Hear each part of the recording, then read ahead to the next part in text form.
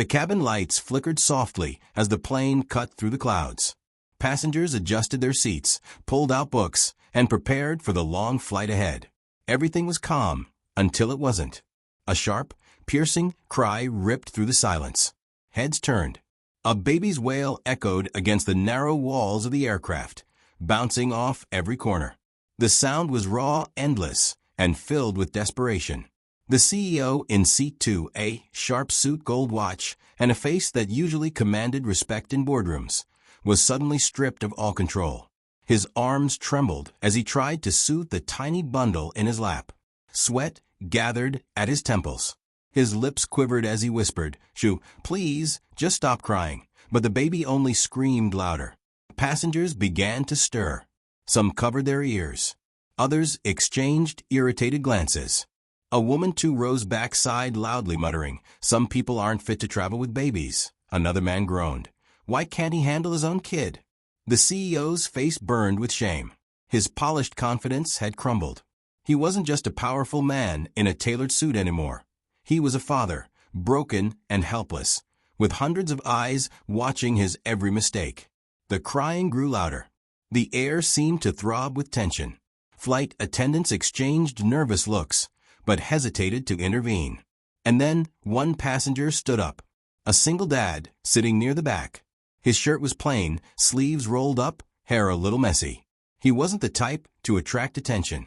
But there was something steady in his movements, something that made a few passengers stop whispering and look up. He walked down the aisle, his footsteps slow but certain, like he'd already decided something no one else dared to. The CEO's eyes shot up, defensive. "I've got it under control," he stammered, though his trembling hands said otherwise. The single dad didn't answer right away. He knelt beside the CEO, lowering himself to eye level. His voice was calm, almost like a whisper that carried more power than a shout. "May I try?" he asked. The cabin fell into silence. Passengers leaned forward, curious. Even the flight attendants froze mid-step. The CEO hesitated. His pride told him to say no. His heart, however, ached for relief. Slowly, almost painfully, he handed the baby over. The crying didn't stop instantly. In fact, it grew louder at first. But the single dad didn't flinch. He rocked the baby gently, humming something low and steady, a tune that sounded like it carried years of memories. His rough hands moved with surprising tenderness, his eyes soft but focused. Within minutes, the baby's sobs softened into hiccups, then into quiet whimpers. The little one nestled against his chest, breathing slow, tiny sighs of surrender. The cabin erupted in whispers. Some gasped. Others smiled in disbelief. The CEO sat frozen, his jaw tight, his eyes wide with a mixture of awe and shame. The flight crew exchanged glances. They had seen many things in the air, but nothing quite like this. The single dad glanced at the CEO. His voice was calm, almost too calm. "Babies don't just cry because they're hungry or tired. Sometimes they cry because they feel the weight of what we feel." The CEO blinked. "What do you mean?" The single dad gave a small, knowing smile, but he didn't answer directly. He just kept humming, his hand lightly patting the baby's back, as though he carried not just a child, but a secret that no one else could see. The CEO's throat tightened. For the first time in years, he felt powerless. Not in a boardroom, not in a negotiation, but in front of a stranger who seemed to know more about life than any millionaire's handbook could teach. And then, just as the baby fully drifted into sleep, the single dad whispered something so softly that the CEO almost didn't hear it. Something that made his heart stop. The baby was finally asleep. The cabin, once filled with cries, now rested in a hushed calm. But in the CEO's chest, the silence was deafening. He stared at the single dad, his mind replaying those quiet words that seemed meant only for him. "You can't calm a child if your own heart is restless." The words lingered like smoke. The CEO shifted in his seat, his polished shoes tapping the floor nervously. For years, he had prided himself on control over markets, mergers, even people's futures. But here, on this flight, with hundreds of strangers watching, a man in rolled-up sleeves had taken away his power with nothing more than a whisper and a gentle hum. He wanted to argue. to snap back, to say, "You don't know me." But when he opened his mouth, nothing came out. Passengers had started returning to their routines, but not without glancing at the scene from time to time.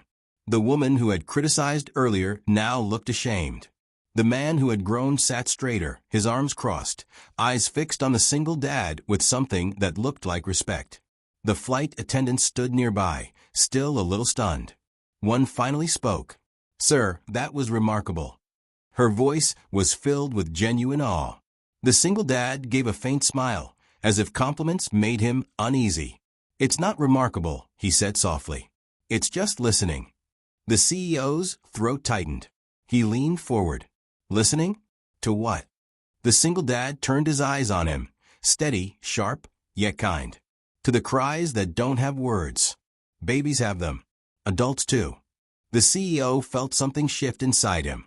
A memory flashed, long nights alone in his office, ignoring phone calls, pretending the emptiness wasn't there.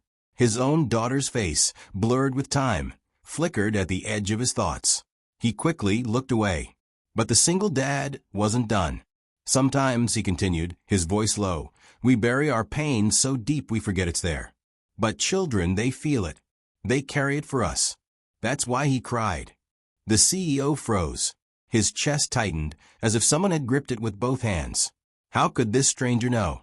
The baby stirred slightly, and the single dad's hand moved with instinctive care, settling the child again, without breaking eye contact with the CEO.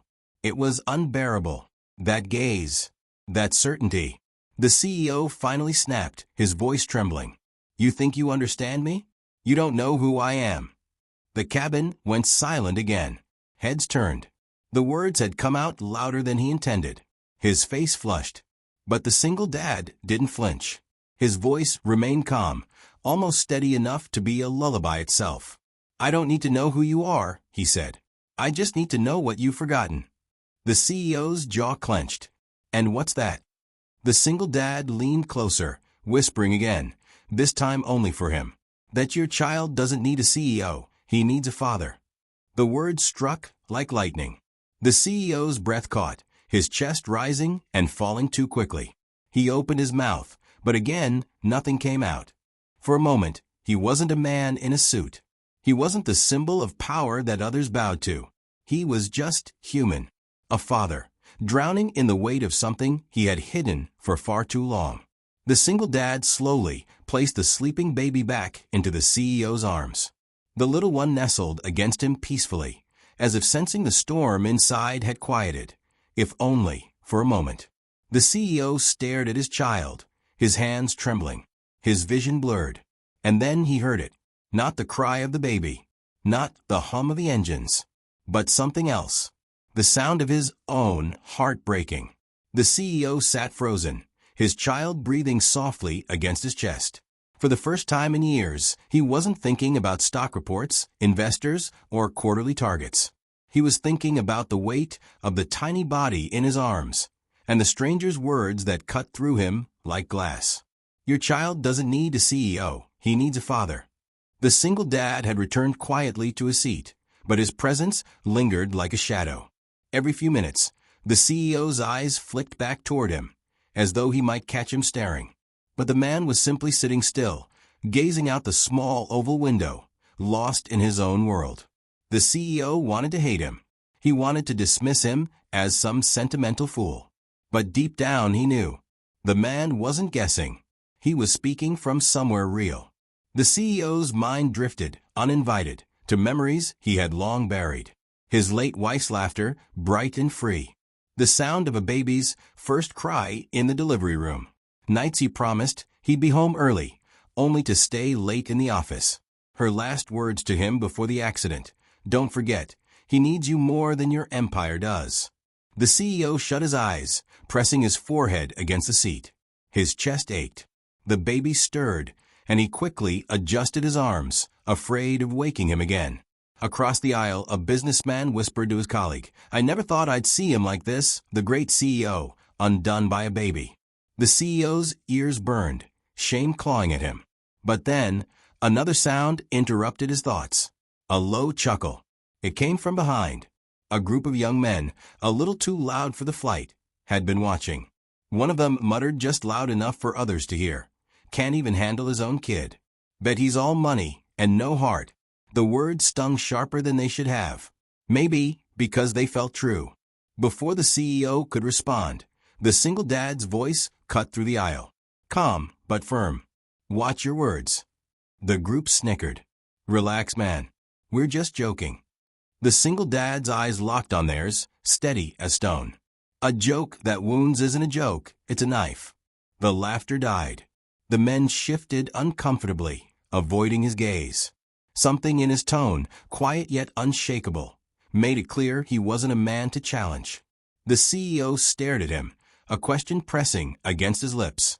Who was this man? How could he silence a crowd with nothing but words? Minutes passed. The plane hummed softly.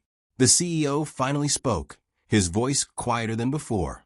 You talk like someone who's carried this weight before. The single dad didn't turn. His eyes stayed fixed on the sky beyond the glass. I have. The CEO hesitated. He wanted to ask more, but something in the man's posture warned him. This wasn't a story given easily. Still, the words hung heavy in the air. I have. The CEO looked down at his child, small fingers curled tightly around his tie. For a moment, he imagined what it would be like to face that weight alone, to fight through nights of crying, mornings of exhaustion, afternoons of judgmental stares, without anyone to share it with. The thought twisted something deep inside him. He turned again. Then, how do you do it? How do you stay strong? The single dad finally glanced at him. His eyes were tired but clear, the kind that had seen storms and still stood tall. I don't stay strong, he said. I break. I fall apart. But I pick myself up because my child can't. That's all. The CEO's throat tightened. His grip on the baby grew firmer, not out of fear, but out of realization. Passengers around them had gone silent again, listening though they pretended not to. The whole cabin seemed to lean in, drawn to the raw honesty of the exchange. And then the single dad added something else, something that made the CEO's breath catch. It's not strength that keeps me going. It's love.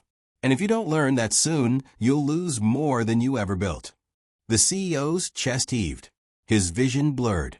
He felt every wall he had built, every armor of pride and power, begin to crack.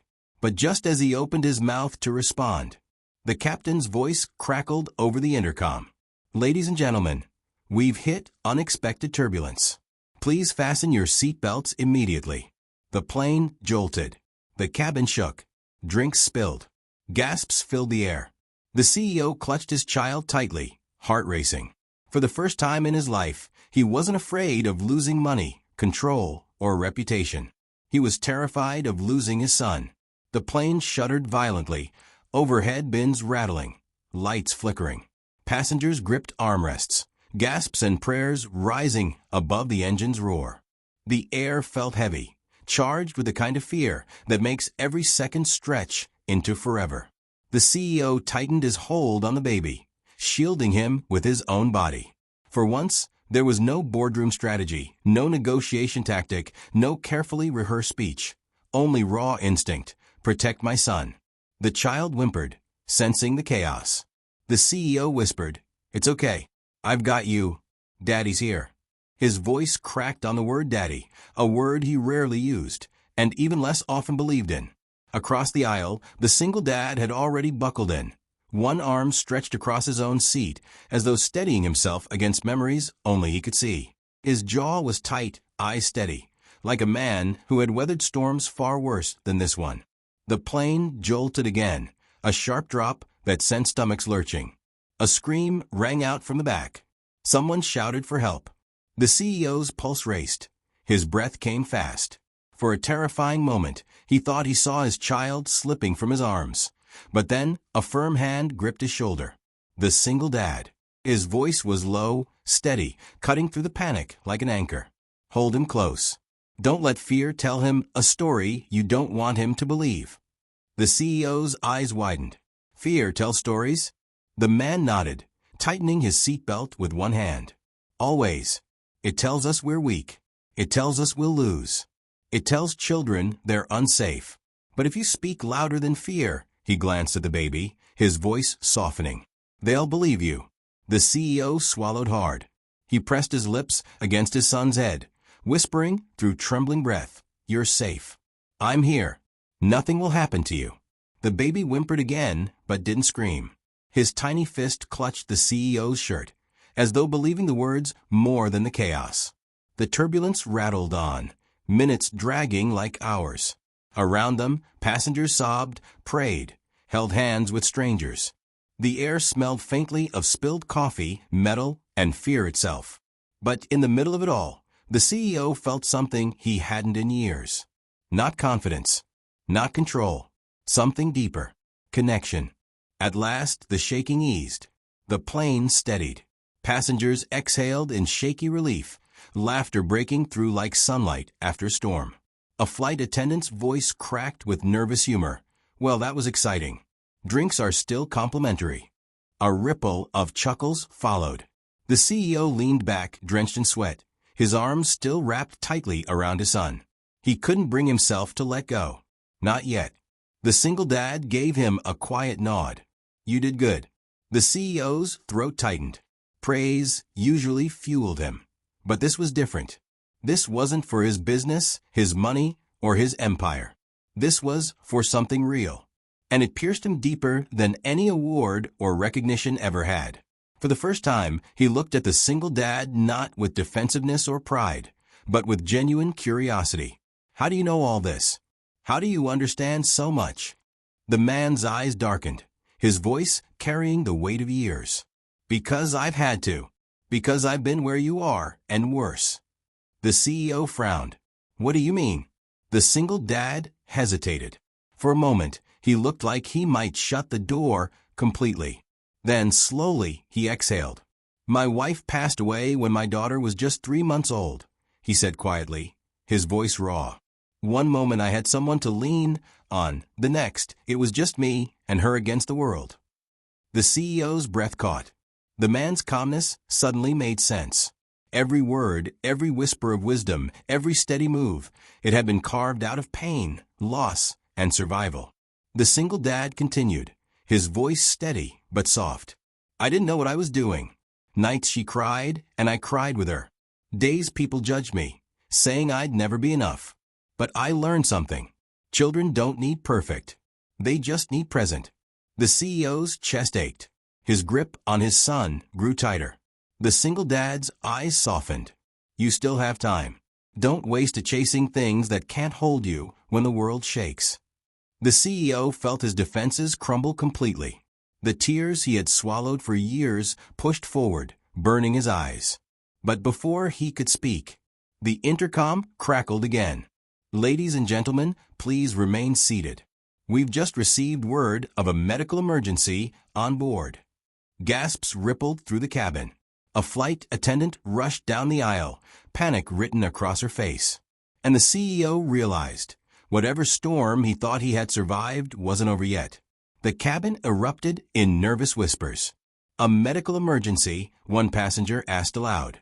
Another clutched her chest, eyes darting.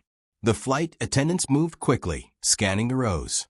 "Seat 14C, one called out. We need assistance." A man had collapsed, slumped against a seat. His face was pale, lips tinged blue. Passengers nearby gasped, moving back as though fear itself was contagious. The CEO held his son tightly, his pulse racing. For a second, he thought, "Thank God it isn't us." Then guilt hit him, sharp and heavy. The flight attendant struggled, calling out, "Is there a doctor on board?" Silence. The seconds stretched, thick with dread. The man's chest barely moved. His wife sobbed beside him, whispering his name again and again as though refusing to let him go. And then, once again, it was the single dad who stood. He moved quickly, but calmly, kneeling beside the man. "I'm not a doctor," he said firmly, "but I've been trained." His voice left no room for doubt. The flight attendants nodded, desperate for any hope. The CEO leaned forward, heart pounding, watching as the man took charge. He tilted the stranger's head back, checked for breath, pressed 2 fingers to his neck. Then, without hesitation, he began chest compressions. Steady, strong, rhythmic. The cabin was silent except for the dull thud of his palms against the man's chest and the muffled sobs of the wife. "Come on," the single dad whispered between counts. "Don't you dare quit now. Someone needs you. Don't leave." The CEO's throat tightened.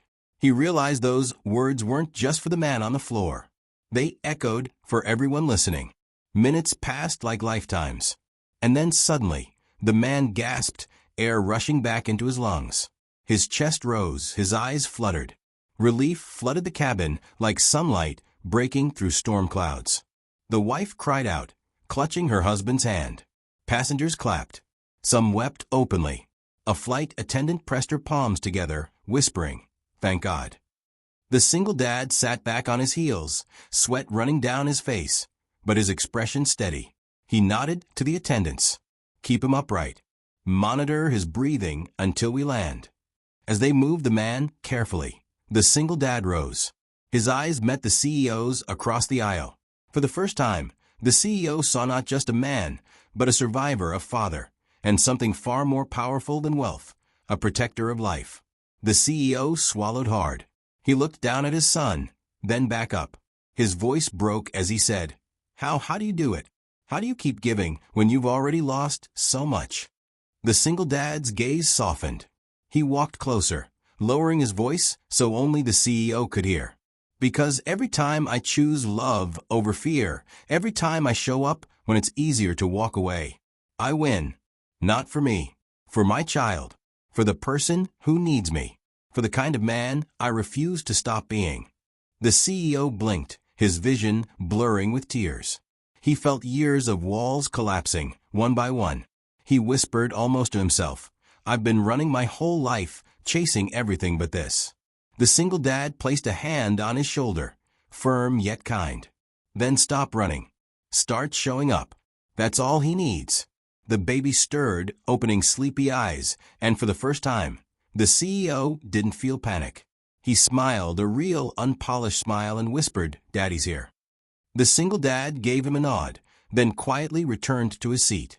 No applause. No spotlight. Just a man who had done what needed to be done. As the plane began its descent, the CEO sat silently, his son still in his arms.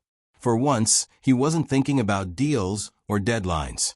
He was thinking about love, about presence, about the stranger who had reminded him what truly mattered. The tires screeched against the runway, jolting the cabin back to life. Passengers clapped, some still glancing at the quiet man in the back, whispers of admiration following him. The CEO, however, wasn't thinking of whispers. He was thinking of promises. Promises he would no longer break. As the plane rolled to a stop, he kissed his son's forehead and whispered a vow, "From now on, I'll be the father you deserve." The camera of imagination fades here, but the echo of the story lingers. When life shakes us, what do we hold tighter? Our pride, or the people who matter most?